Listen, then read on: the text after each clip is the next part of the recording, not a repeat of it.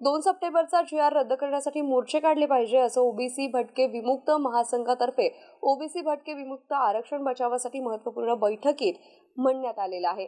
यावेळी वंचित बहुजन आघाडीचे अध्यक्ष प्रकाश आंबेडकर यांचीही उपस्थिती होती आणि ते बोलत होते।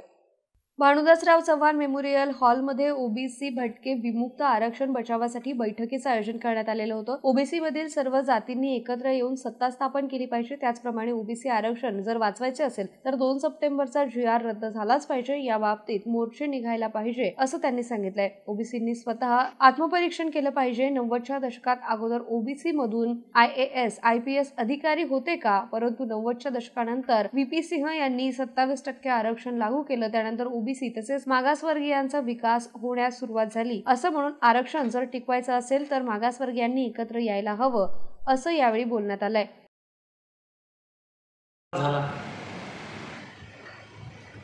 आपली बांधिलकी त्याच्याबरोबर असली पाहिजे की नसली पाहिजे।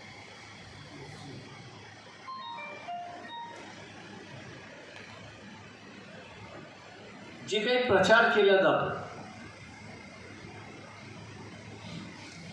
की आरक्षणाच्या माध्यमातून गेला म्हणजे असणारा हलका, मला माहिती आहे एका काळी हेच सगळे मराठे आरक्षणावरती गेलं सरकारी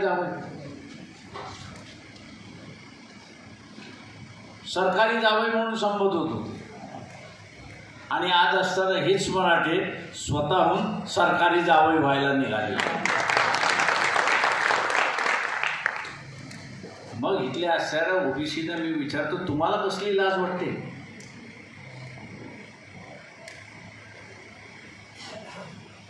तुम्हाला कसली लाज वाटते की बा मी आरक्षणामुळे डॉक्टर झालो, मी आरक्षणामुळे तहसीलदार झालो, मी आरक्षणामुळे IAS अधिकारी झालो, मी आरक्षणामुळे बँकेमध्ये झालो, माझं कुटुंब आरक्षणची जागा फायदा मिळाला आणि आर्थिक दृष्टिकोनातून मी सक्षम झालो, प्राध्यापक झालो, हे म्हणण्यामध्ये लाज का वाटते?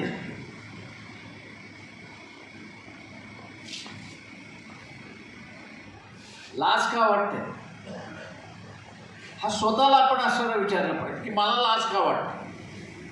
हा देश माझा आहे, ही व्यवस्था माझी आहे,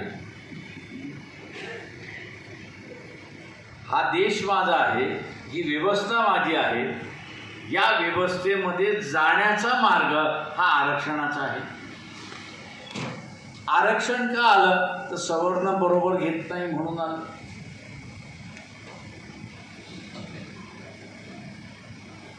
मी ज्यांची नावं घेतली, RSS असेल, BJP असेल,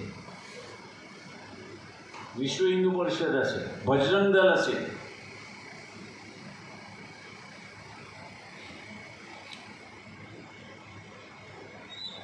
त्यांच्या पुजाऱ्याबरोबर जो ओबीसी आहे आणि ज्या ओबीसी मध्ये असणारा पुजारी आहे त्याला बरोबर घेऊन बसतात का?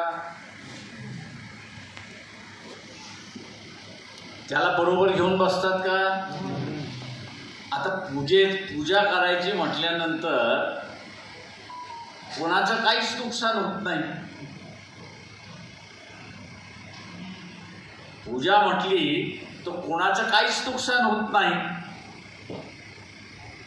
म्हणजे कोणाच्या घरूनही जात नाही आणि कोणाच्या घरूनही द्यावं लागत नाही। आता जिथे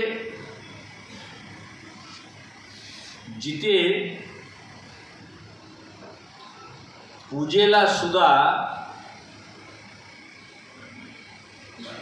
बसता येत नाही तिथे समानता आहे का एवढं फक्त मला सांगा।